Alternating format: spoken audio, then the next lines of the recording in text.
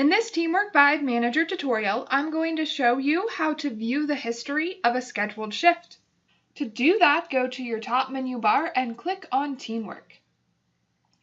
Make sure you have selected a location, then click Schedules.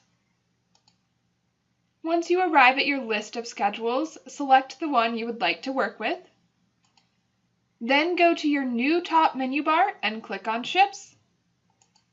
Once you arrive at your list of shifts, click on the shift you would like to view the history of. Then choose the History tab. You can see all of the changes I've made, when they occurred, who made them, why.